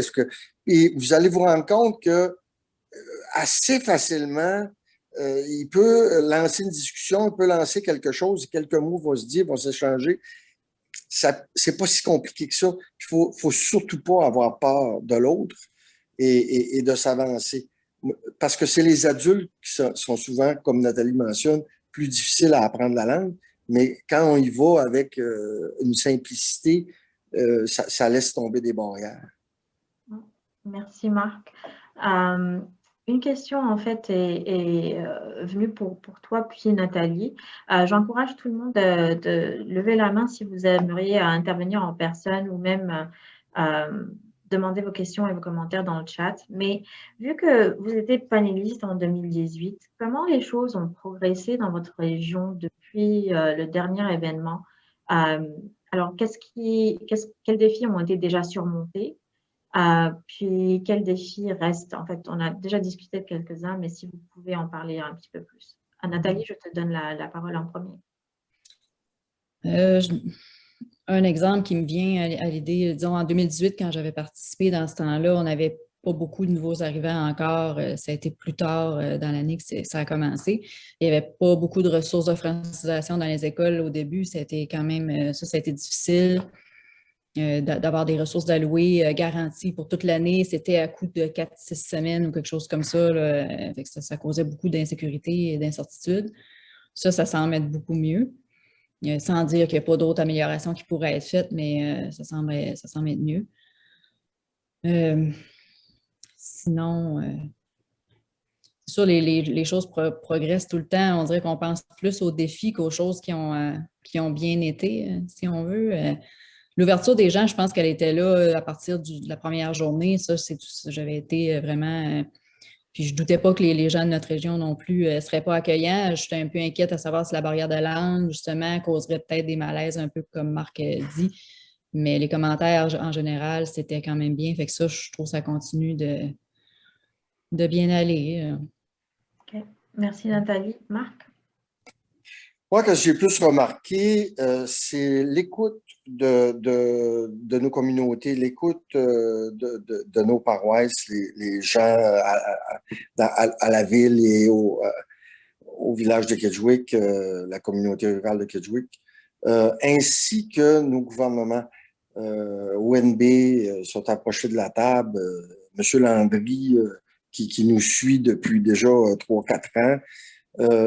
Et ça, il y a eu un déclic, vraiment une compréhension et de notre part, être capable de mieux organiser un plan d'action, une stratégie et de la nommer clairement. Et j'ai vu depuis 2018 aller à aujourd'hui vraiment un changement par rapport à ça. Là, on est rendu, ces gens-là croient à nos régions, croient à nos capacités, ils sont là puis ils nous appuient à 200%. On est rendu à l'autre niveau, c'est les niveaux de leur patron qui nous reste à faire assez de bruit pour les convaincre, attirer leur attention. Et c'est là qu'on est rendu. Ça fait que c'est le prochain travail qui se passe. C'est les patrons de nos amis présentement qui nous aident. Parfait, merci beaucoup. Une question pour Richard. Qu'est-ce qui est des opportunités d'entrepreneuriat pour les nouveaux arrivants dans le Restigouche-Ouest? On parle beaucoup de besoin de travailleurs pour d'autres employeurs, mais qu'est-ce qu'il y en est des entrepreneurs nouveaux arrivants? Il y a deux éléments fondamentaux à mon esprit de réponse à cette question-là. La première, c'est que le Restigouche-Ouest, comme le reste du Nouveau-Brunswick, se transforme devant nos yeux. On a une société qui est vieillissante. Une société vieillissante veut dire une société avec de nouveaux besoins, que ce soit l'aide à domicile, que ce soit tous les besoins qui sont associés avec la progression des gens à travers les différentes étapes de la vie. Donc, il y a clairement des occasions qui sont là. Le deuxième élément de réponse, c'est que les immigrants, les nouveaux arrivants font partie de moi ce que j'appelle l'élite mondiale. De quitter son pays, de se déraciner, de se séparer de ses amis, de sa famille, se retrouver dans un autre environnement, souvent où ils ne parlent pas la langue, ça prend du guts. Puis ces gens-là voient les choses différemment. Puis comme ils voient les choses différemment, ils vont probablement voir des besoins que nous, on ne voit pas. Et lorsqu'on met des gens de grande qualité dans une pièce, on ne sait pas ce qui va se produire la semaine prochaine, le mois prochain, l'année prochaine. Mais on sait qu'au fil du temps, il va y avoir des résultats surprenants positifs. On sait que ça va dynamiser nos collectivités, ça va changer nos façons dont nous-mêmes on se perçoit, puis même notre conscience qu'on a de nos capacités, de nos possibilités. Donc, c'est ça la contribution, bien au-delà de simplement de remplir des postes en place. C'est vraiment remettre du piquant dans nos vies, puis remettre de l'énergie dans nos collectivités. Donc, on ne peut pas pointer du doigt exactement que va faire un individu et que va faire son fils, mais on a eu des témoignages incroyables à travers la tournée présentement, y compris une dame des Philippines qui nous montrait que son fils s'était joint à l'école il y a à peine une année, ou même un peu plus d'un an, puis il était déjà le premier de classe, membre de toutes les organisations, il s'était intégré. Il va nous rendre fiers, puis il va bâtir le Nouveau-Brunswick. Merci beaucoup, Richard. Marc puis Nathalie, auriez-vous quelque chose à ajouter en termes de l'entrepreneuriat dans la région? Bien, je pense qu'il y a beaucoup d'opportunités, comme M. Saillant mentionnait. C'est des gens qui arrivent avec un bagage extraordinaire. C'est des gens qui ont souvent énormément de connaissances, puis justement, sont pas reconnus, ces connaissances-là. Et je les invite à s'approcher des services comme la Chambre de commerce, comme la Ville, et questionner, parce qu'il y a de l'aide pour les supporter aussi, l'entrepreneurial, et les guider là-dedans. Il y a des programmes. C'est sûr qu'il y a une période de temps que ces gens-là doivent devenir citoyens canadiens avant de bénéficier de beaucoup. Ça, c'est encore une problématique pour certaines choses, qu'on est limité à certaines choses, mais ça est en train de se corriger tranquillement. Mais il y a énormément de potentiel dans le Restigouche-Ouest puis dans le nord du Nouveau-Brunswick pour des entreprises, comme M. Saillant mentionne, c'est extraordinaire. Merci, Marc. Je donne la parole à Nathalie, puis après, Gabrielle Coité. Ouais, comme qui a déjà été mentionné, c'est vrai que c'est des gens qui sont très courageux là, de tout laisser derrière, puis laisser leur famille, leurs amis, les choses qu'ils connaissent, qu'ils sont familiers avec, s'en venir dans un nouveau pays où ils ne connaissent rien et personne. Je les admire beaucoup parce que ça prend vraiment du courage. Puis on remarque déjà qu'il y en a à travers les gens qui sont ici. Des fois, ça peut être la conjointe ou conjoint c'est des entrepreneurs où il y a déjà des petites choses des idées qui commencent à se brasser. Là. Ça fait que je pense qu'il y a des choses qui vont se concrétiser. Comme Marc mentionnait, c'est certains, ils ont des limitations tant qu'ils ne sont pas résidents permanents, que ce soit pour du financement, pour différentes choses ou pour partir une entreprise aussi. Il y a certaines conditions là, que des fois, c'est une barrière qui peut-être qui pourrait, ça serait peut-être une amélioration potentielle au système. Mais oui, je pense que c'est des gens avec du gros potentiel. Merci beaucoup, Nathalie. Monsieur Kouaté, on va vous donner l'opportunité de partager votre commentaire ou une question. Merci. Mon nom, c'est Gabriel Kouaté. Je suis le président du conseil d'administration du Centre des ressources pour les nouveaux arrivants au Nord-Ouest, au Canada. Je réside à Ketchwick. Je travaille à Saint-Quentin, que je trouve en principe toute la région. Je voulais juste soutenir ce que M. Saillant, Marc, Nathalie ont défendu ce soir. L'idée d'aider les nouveaux arrivants à arriver chez nous et surtout cette idée-là de dynamiser notre communauté en créant plus de richesse dans la diversité. Pourquoi? Parce que, de toute évidence, les couples qui arrivent ici, ils ont plein de compétences que nous savons qu'avec l'espace que nous avons, les possibilités que nous avons, tout le soutien que la province et naturellement le pays peut leur donner, ils vont d'une manière ou d'une autre laisser pour certains jaillir leur expertise. Et tout le rêve en tant qu'acteur social, c'est de voir un jour un Steve Jobs de notre région, un René Angeli, des stars, des vrais acteurs de l'économie mondiale qui naissent chez nous. La raison est simple. Marc a besoin de services. Nathalie, avec Groupe Savoir, a besoin de services. Toutes les entreprises d'ici n'ont pas seulement besoin des employés, ils ont besoin des services, ils ont besoin des cerveaux. Nous avons besoin de ce monde-là. Ça va être eux, ça doit être leurs conjoints, ça doit être leurs enfants, ça doit être ceux qu'ils ont laissés derrière eux qui vont être capables de leur expliquer ce qu'ils ont trouvé chez nous. Je pense que nous avons de la place, nous avons une région suffisamment dynamique et nous sommes chanceux d'être dans un pays qui offre toutes ces opportunités. Je veux toujours profiter pour lancer un vivant appel à ceux qui nous écoutent, à ceux qui ont laissé la famille derrière eux, qu'ils constatent comme moi que ça, c'est un des endroits les plus merveilleux au monde où il faut s'installer. Ça fait 18 ans que je suis ici. Je peux leur confirmer, c'est l'endroit où il faut être. Je crois qu'ils vont découvrir plein de talents qu'ils avaient enfouis en eux, que peut-être leur milieu ne laissait pas ces talents jaillir. Merci, c'est tout ce que j'avais à dire. Merci beaucoup, Gabriel, pour ton commentaire. Puis, une question, en fait, est venue pour Inde. Quel conseil donnerais-tu aux nouveaux arrivants qui arrivent s'installer dans la région en ce moment, alors durant la pandémie? Alors, je peux dire qu'ils doivent se préparer mentalement et parce que nous, on n'avait pas on ne savait pas. C'est-à-dire, c'était pour ça, c'était dur pour nous. Mais là, ils doivent se préparer mentalement et en même temps, je dois les encourager de ne pas avoir peur parce que depuis cette période à maintenant, on a pu développer beaucoup de ressources et d'énergie pour les aider, même dans cette période. C'est-à-dire, on a plus d'expérience pour recevoir des nouveaux arrivants en cette période de Covid. Là, ça fait plus peur comme avant. Parfait, merci beaucoup, Inde. Une dernière question pour Nathalie et Marc.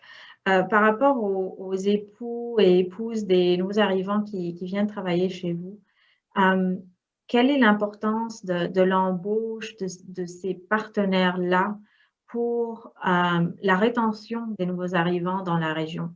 Je sais que Marc, puis vous avez déjà touché à ça un petit peu. Est-ce que vous pouvez en parler un petit peu plus? si je peux commencer, c'est certain, chaque famille est différente. Il y en a qui arrivent que c'est l'urgence pour le conjoint de se trouver un emploi, disons, l'urgence, je dis ça pour le côté financier, est plus grande que d'autres, ou dépendamment c'est quoi leur métier ou leur background.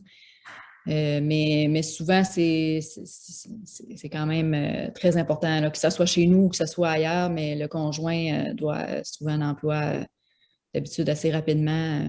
Puis ça a quand même bien été pour nous à date. On a été capable d'en embaucher beaucoup. Puis ça s'est quand même bien passé. Il y en a qui ont trouvé des emplois ailleurs. Mais c'est rare ceux qui viennent puis il y a juste une personne ou le conjoint ou la conjointe là, qui va travailler. Puis encore là, des fois, ça peut être de façon temporaire. Après, ils vont peut-être préférer essayer de retourner vers leur domaine d'expertise. Là, il y a les autres choses qui ressortent, des fois, les barrières de langue, etc. Les limitations, disons, par exemple, si c'est quelqu'un qui est une infirmière, ben, elle n'aura pas le droit de pratiquer ici. Là, il y a toutes sortes d'autres choses qui rentrent en ligne de compte. Ou si on a eu des cas des gens qui voulaient aller suivre une formation en particulier pour pratiquer.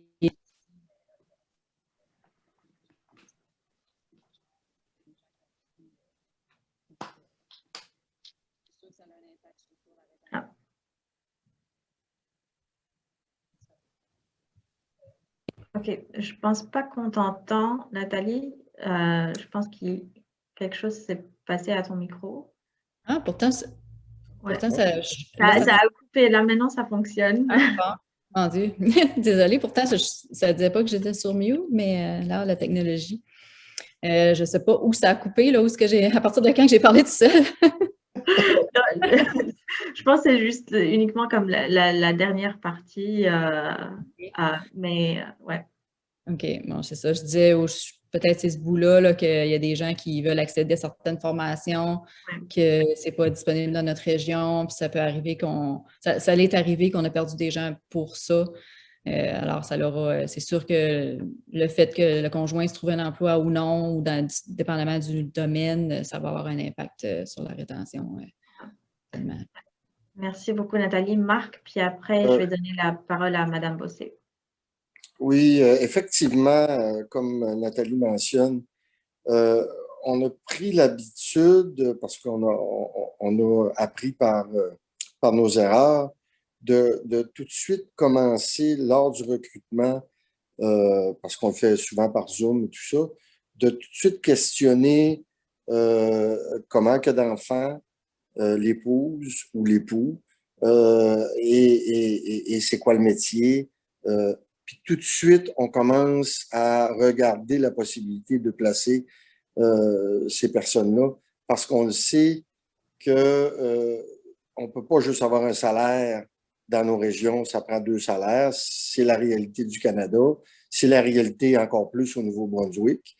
Puis, si on veut que les gens restent, puis développent une appartenance, puis essayent heureux, il faut que les deux travaillent. Donc, ça veut dire les garderies, les supports à l'école, c'est tout ça. La voiture, quand il arrive, il y a une grosse infrastructure dessous l'arrivée de quelqu'un. Et il faut le considérer, tous ces détails-là. Puis je pense que c'est important, n'importe qui est intéressé à aller vers l'immigration, questionner, appeler, demander. L'aide est là, les conseils sont là, le savoir-faire est là. C'est tout là, puis c'est gratuit et on est là pour vous aider. Merci beaucoup, Marc. Madame Bossé, on va vous donner l'occasion de partager votre commentaire ou question. Je ne comprends pas que mon nom, c'est Marie-Josée Thériault. Pourquoi Jocelyne? Ah, OK. Mais j'ai vu apparaître Jocelyne. Les gens savent, je m'appelle Marie-Josée Thériault. Si je peux me permettre, vraiment intéressant.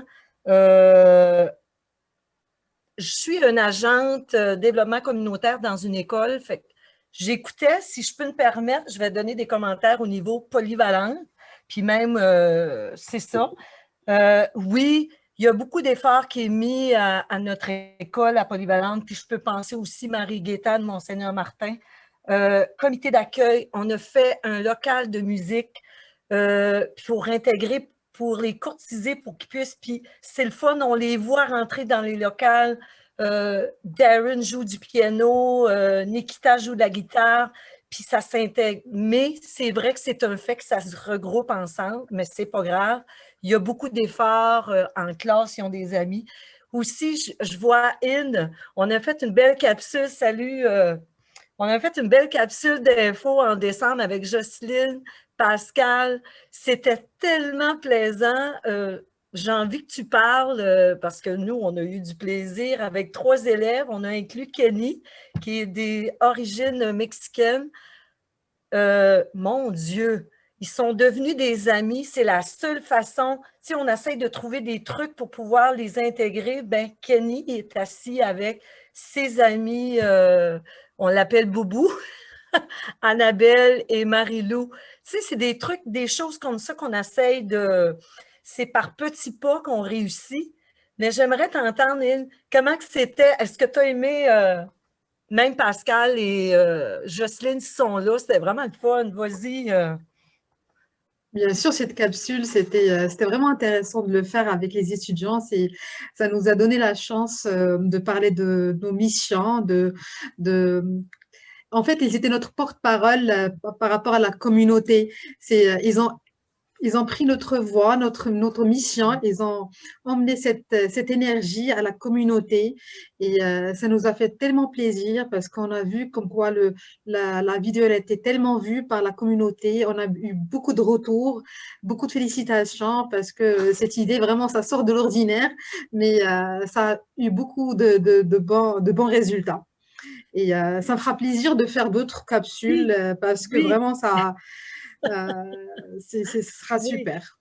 C'est ça, c'est que dans mon travail, dans mon rôle, c'est ça. Il faut qu'on s'occupe, puis c'est un plaisir de travailler avec eux. Puis Marc disait, juste dire bonjour, puis c'est tellement vrai. Il y a un nouveau qui est arrivé, au début, je disais bonjour, puis il me regardait, puis il disait pourquoi? Je sentais qu'il disait, pourquoi qu'elle me dit bonjour? Mais là, il me dit bonjour une fois tous les matins. Ben c'est comme ça. Moi, je pense, et à partir du lien, je suis tellement d'accord avec ça. C'est vraiment plaisant. Ils sont charmants. Moi, je les adore, les nouveaux arrivants. Ils ont quelque chose à apprendre. Ils ont quelque chose à nous faire, des connaissances qu'on n'a pas. C'est ça. C'est du bonbon. Merci. Merci beaucoup, Madame Thériault. Avant de terminer, il est déjà 20h30. J'aimerais donner la parole à Mère Savoie, la mère du village de Kedgewick, pour des remarques de conclusion. Ah, tu es sur mute, Madame la mère. Bon, c'est correct? OK, merci beaucoup pour toute cette bonne information que vous avez partagée avec nous ce soir. Merci beaucoup aussi les panélistes. Écoute, c'est tellement intéressant. Tu peux pas faire autrement que commencer à sentir ton sang commence à chauffer là, parce que l'excitation vous apporte. J'aimerais, écoute, moi dans ma tête, je veux résumer à où ce qu'on est. Les employeurs ont du mal à trouver des travailleurs qualifiés pour combler des postes. Cette réalité est au fait que oui, on a une population vieillissante et on a moins d'enfants, moins de jeunes. Donc, le résultat de tout ça, c'est qu'on a moins de relève. La solution, c'est des nouveaux arrivants. Qui va contribuer à notre économie. Il va combler nos pénuries de main-d'œuvre. Puis aussi, ce beau monde-là, il va payer des impôts, il va payer les besoins, il va payer des logements, il va contribuer à la croissance de nos communautés. Oui, les nouveaux arrivants vont nous aider à accroître notre économie, mais je me demande, est-ce qu'il y a quelque chose de plus qu'on pourrait demander, parce qu'on a dit tout à l'heure que oui, un problème est des logements et des maisons abordables. Puis je me demande s'il n'y aura pas quelque chose où on pourrait demander à nos gouvernements, à tous les différents piliers gouvernementaux, pour de l'aide, pour aider à nos investisseurs, pour, comment est-ce que je peux dire ça, soulager. Écoute, on sait le coût de le bois d'œuvre aujourd'hui, le coût de le bois, dernièrement, ça a plus que doublé. Écoute, ils ont des dépenses, eux, et de surplus avec le fameux COVID qui se passe, qu'on vit tout. Je me demande s'il n'y aura pas quelque chose que le gouvernement de plus pourrait nous aider à faire, à aider nos investisseurs. Aussi, j'aimerais remarquer que oui, on a des belles réussites. C'est vraiment beau. On réussit. Je pense, on a parlé tout à l'heure comment est-ce que le gens pourrait se sentir plus accepté, plus accueilli. Je vais vous dire que je pense vraiment, peu importe la langue que tu parles, la chaleur humaine vient à apporter que le monde peut sentir, oui, sont bienvenus. Je veux dire aussi que, oui, on a des défis, mais les avantages de l'immigration dépassent de loin les défis qu'on a à rencontrer. Et avec ça, je vais vous laisser, puis merci beaucoup. Merci beaucoup, Madame la maire.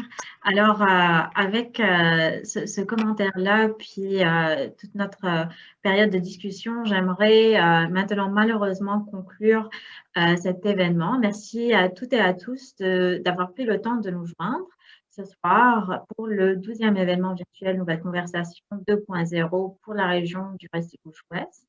Pour plus d'informations sur l'initiative, je vous encourage à visiter le site web nouvelleconversationnb.com. Vous retrouverez les enregistrements de cette session, mais des autres sessions également. Vous allez également pouvoir voir les différentes ressources, dont la présentation de Richard Saillant et le rapport régional qu'on a développé avec l'économiste David Campbell pour la région avec des données qui sont mises à jour. Alors, ces deux ressources, la présentation et le rapport, seront disponibles prochainement.